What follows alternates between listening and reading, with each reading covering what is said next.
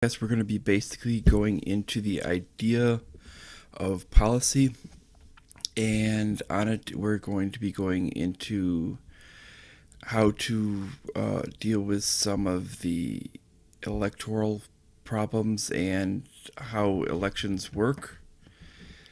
But before then, I'm going to be asking people to please donate to my Patreon first, and that's patreon.com/challengehistory. There are as currently 5 levels that I've created: 1, 10, 25, 50, and 100. Once we reach the levels that are appropriate, at the 50 and 100 levels, that's going to be a few people. There's going to be a yearly giveaway at the $50 level of a silver Roman coin, and the $100 level a month is going to be a Byzantine gold coin. That's basically what I'm going to do. Is essentially, once I reach where it means where I can profit from it, where basically half the money is going to be going out, a maximum of half the money is going to be going out, so I can actually put money into the podcast and into other personal costs. I'm going to that's when I'm going to set up the giveaway. Then on to the topic. Now, what we're going to be looking at is first, before we get into the idea of the electoral map, we're going to be kind of busting out some of these myths that have been going around. First of all is the myth of this Russian interference. If we look on to the previous 2016 electoral mixture of how the election went out, we can actually break it down into each of the districts, which is we'll get to that in a bit of that solution. But when we do that solution, we will see that the actual outcome of the 2016 election was the exact copy of the outcome of the point totals during the night of the election. This excludes faithless electors. And when we look at that, we can see that due to that is not that would prove against any type of Russian interference. That means there was no impact of any of their amounts that they put into it, and it would make sense as, number one, they were putting ads for both Democrats and Republicans, number one, and number two, the amount that they put in was about $500,000 on social media, when that was equal to about 1/10 of what Hillary Clinton put into her concert that she had set up, done by Jay-Z and Beyonce to try to do a last-minute push for Ohio, and to set up what would have been a free concert by essentially paying for everything set up. And this is something that needs to be understood. And when we start to look at it, we can see that if that's 1/10 of it, you can see how much money is actually spent to the campaign. In fact, her campaign spent over $1 billion just to win the seat. And that would be, understanding that, you can see how little $500,000 means. $500,000 is a drop in the hat. And even looking on the effectiveness on social media ads, $500,000 does not go that far. It will when they said when Facebook said about the frequency of it, the average active user that was using it like constantly during the day would have maybe seen one ad every about 3 to 5 days. This is another case against it. The other point that they were trying to make was that RT America, which was having reports that were critical of Hillary Clinton. Well, frankly, So is other foreign outlets, and so is domestic independent outlets as well. So this was not exactly something that was common. This was, if you look at her history as a politician, she was not exactly a favorable politician.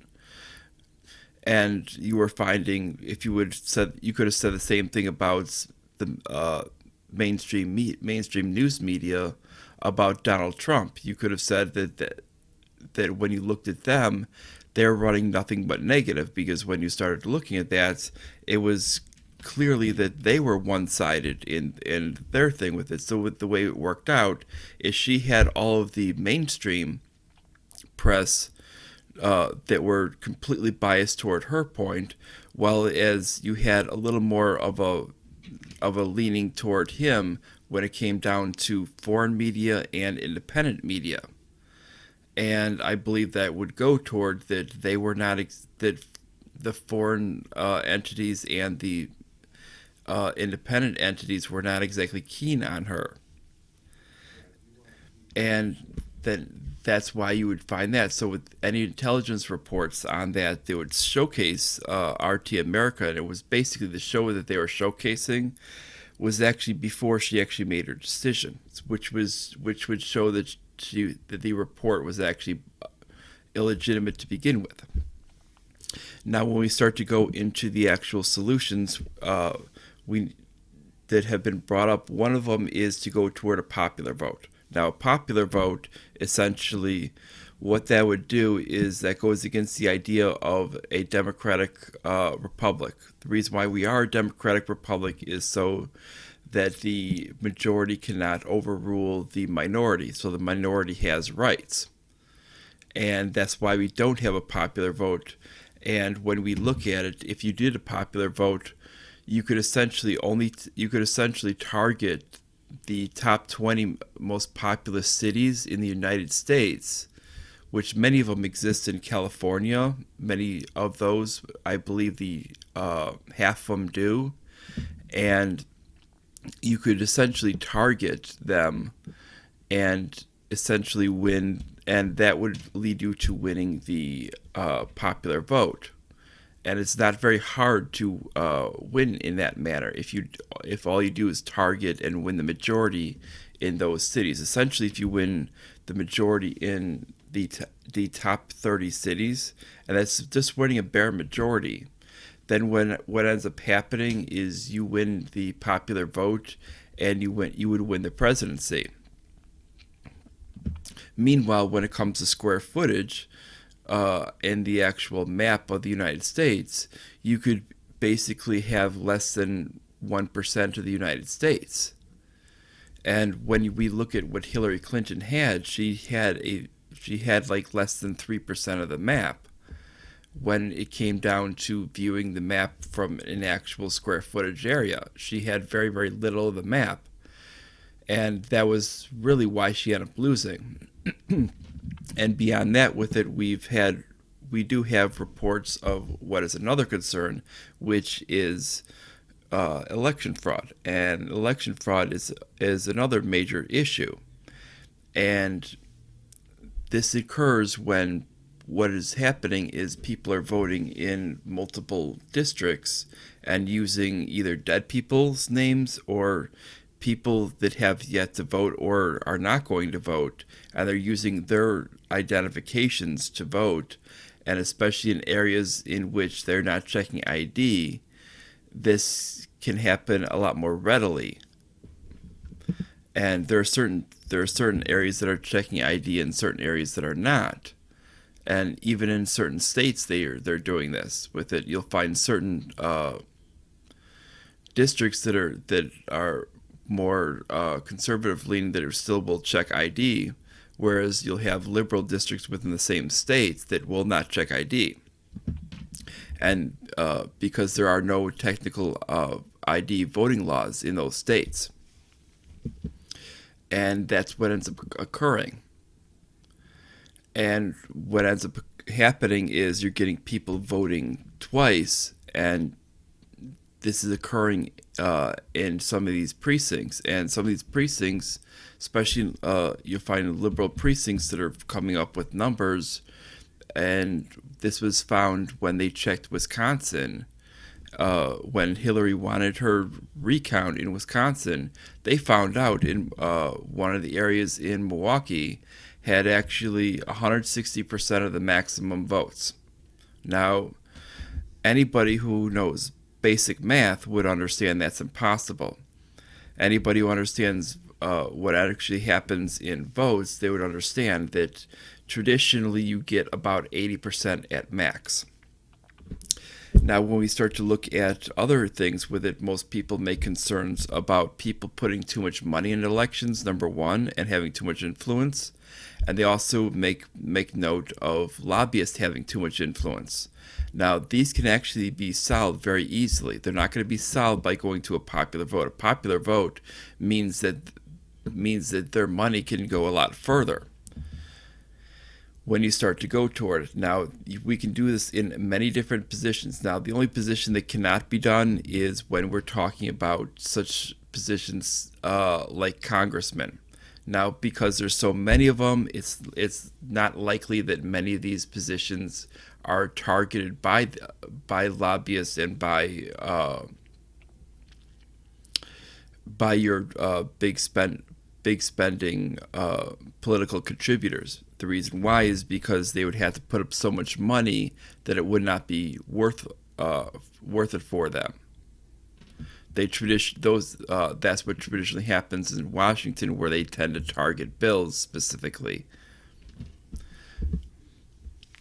In the House of Representatives, but in the Senate, it's more likely. Now, what we can do to remedy these problems of U.S. senators and U.S. senators, the president, as well as the problems with the governors across the United States, what we can do to remedy these problems is start looking into start changing the system in which we vote, and doing it still within the realm of how we actually treat it. Now, number one, we can get rid of the human aspect of the electoral college first, because we can't exactly have people changing the vote totals at the end, because especially with what was happening in the end of 2016, where we had people trying to petition them to change their votes, and we had a few of them doing it.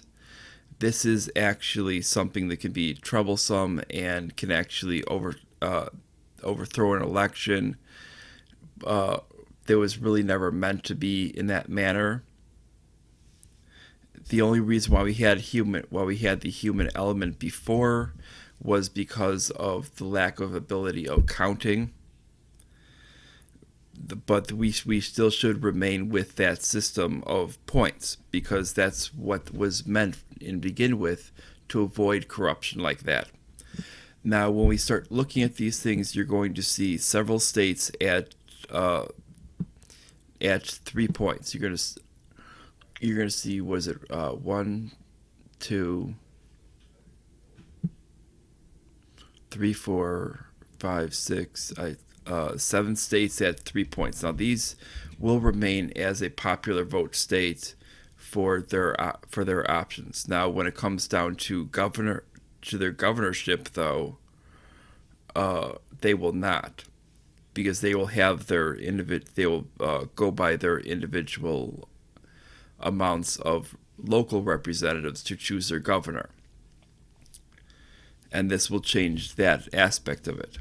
But for every state that's 4 or above, what that will do is that will change how the aspect of points go for the president and for the senators. And in which you would have to, in a state with 2, you would have to obviously win those 2 points with it, because you would have to win those 2 districts, because to get the 2 at large points as a senator, you would to get your 2 at large points as a senator for you'd have to, if you split with it, then you'd have to go to that popular vote. to see who won the at-large. But and that would be how they do it, or if you'd split, and that'd be the only time at which a popular vote would be used, at which the person would get the 2 at-large points. But in areas like, let's say, Washington, I mean, if someone got the majority of the district, but if one person got, let's say, got 2 districts, but got the most popular, got the highest in popular vote, they would essentially lose the senatorial bid, because they would only get 4 points when the other person would have gotten 6, and they would lose that senatorial spot. And that's using Washington State as one, and that's how that would work. And the same thing would work for a governorship. It would just work down from your actual local districts of your House of Representatives and your different senatorial seats there, and it would actually work on that local level, and you would have to win all those district spots, and you would go by points. And what would happen is they would take those total points, and that was what would decide. Where I am currently with it, which is Wisconsin, it would basically create. It has 8 congressional districts and 2 senatorial seats, making 10 points.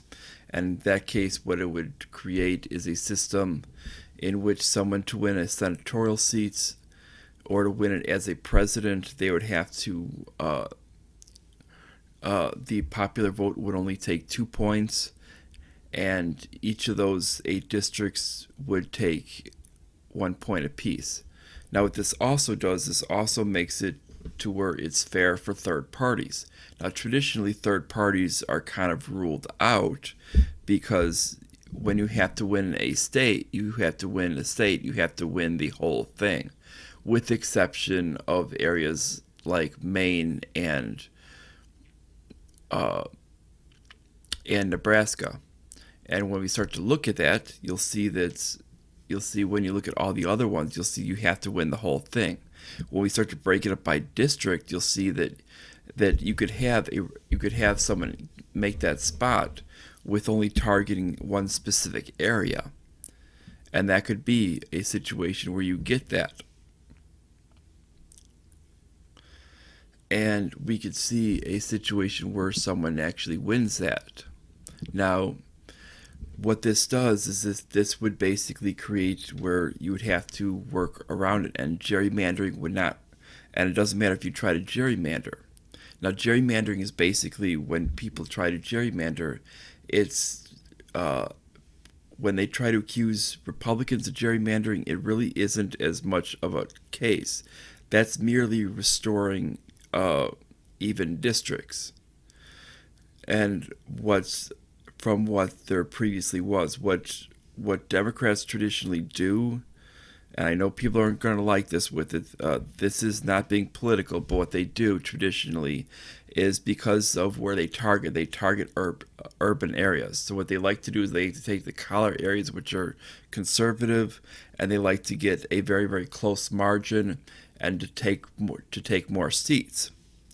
Now, when you start to take this away from them and make it to where they can't do this to win on the idea of the popular vote, and you take those positions away, what that ends up doing is it makes it to where it's a little harder to do those gerrymandering areas, because it makes it to where you would have to, if you didn't regularly win those areas, you would actually lose elections in those states regularly, and you'd start losing massive elections. And it would be very, very stupid to try to gerrymander your own around your own district and make it too tight, because you could actually cause anomalies in your actual district and potentially lose more seats than you're actually trying to gain in the first place. It could actually bite you. Because if we look at how they try to accuse Republicans, it's very, very difficult because because districts need to have the same amount of people. It's very difficult to take a large span of area and actually try to equal out to try to reduce down and take out a Democratic seat. It's nearly impossible because the Democratic seats, the only thing you can do is actually eliminate previous gerrymandering. And that's basically all a Republican in theory can do. Because if you look at the areas that they end up covering currently with it, the way the maps cover is traditionally Republicans take the areas in the suburbs and the rural areas, and the conservatives and the those are the conservative areas, and the liberal areas are traditionally the urban areas. Now, urban areas are going to be high density, so they can actually get a lot of districts in a small area, whereas the conservative Republican areas need wide spanning areas to create the same amount. It's why when you start to look at red seats, but you might see where they have a huge amount of mileage for the thing. That's why when Donald Trump won, he won a massive amount of square footage next to Hillary Clinton, and yet the race looked close. Hillary Clinton only won a small amount of the country. I mean, we're talking it ended up being like 3%. And when you look at that per area, that's where the difference is. Now, what this what these solutions would do is it would basically take out the ability for a lot of people to pump in money, because to pump in money into any single state would be it would be actually stupid, because it would be no different than trying to pump in money into a congressional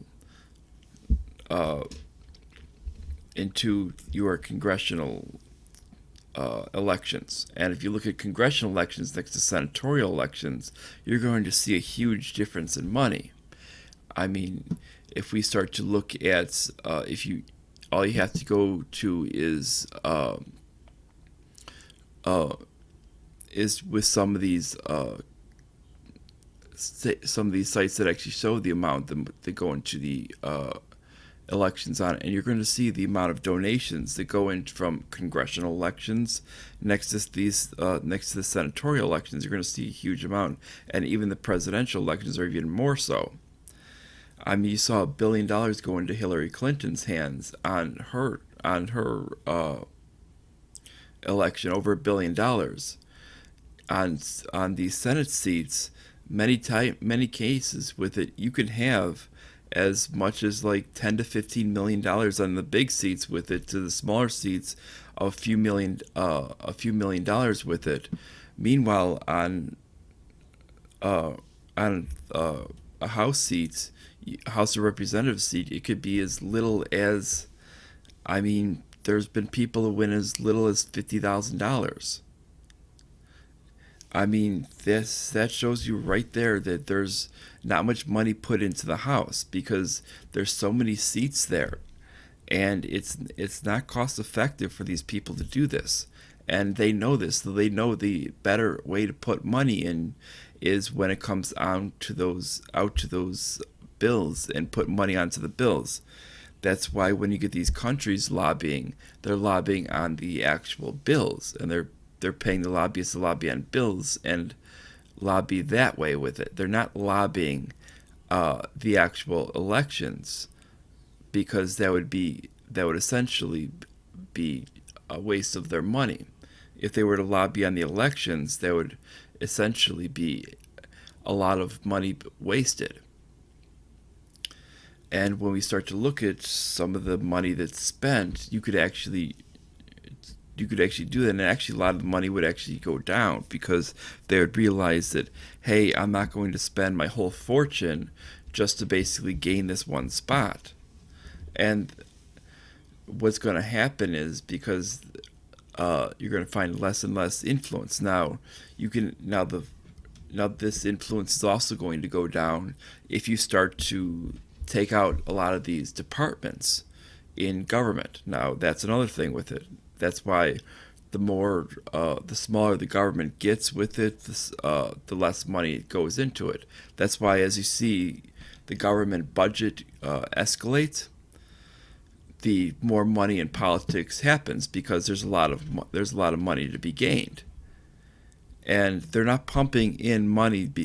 Most of these people, these big companies and these people are not pumping in money into the government just because, in many cases, they believe in a cause. Very, very few people are doing that. They're not going to be pumping in that kind of money for that. What they're doing with it is they're pumping in the money because of the fact that they believe they can get more money back out. That's the same way the lobbyists are doing it. So what's happening is if you make government bigger, it's only going to make it worse. That's why the bigger government's gotten with it. If you look at percentage-wise, over the last 100 or so years, of what these companies are putting in. Initially, companies were more worried about spending a lot of money on their accountants to actually find through tax loopholes because of excessive taxation during the progressive era, and that was the major concern. They had less concern about trying to lobby for things as much as trying to get tax accountants to actually work their way around from paying excessive tax bills. And as years went on with it, as taxation went down, and as they started to add more and more departments into government and add more and more bloat into it, and start spending money on these public aid areas that the private sector could easily fulfill through charity. What ends up happening is you end up getting a lot of money, a lot of people that want a piece of that pie through when they've kind of really pushed this guns and butter economy, and that's what's happened. And for the people to say we don't want this crony capitalist system, well, you're not gonna get a better system by going towards socialism, and all you're going to be doing is you're going to be making the problem 10 times worse, because all you're going to be doing is saying that the government is completely for sale, and that those who can generate the most money get the most advantages. And it's not going to be handing down the government back to the people. It's going to be stealing every little bit that's left. If you want to basically have a restoration to the people, you need to start eliminating all of these things that are not necessary. And that's going to be about it with it on this. And hopefully I can get this up fairly quick with it. I'm doing this on Wednesday, November 6th. Hopefully I can get this up pretty quick. It just depends on how quick it takes it to load. Hopefully this turns out good, and that's about it. And see you guys whenever I can do my next post. Bye, everyone.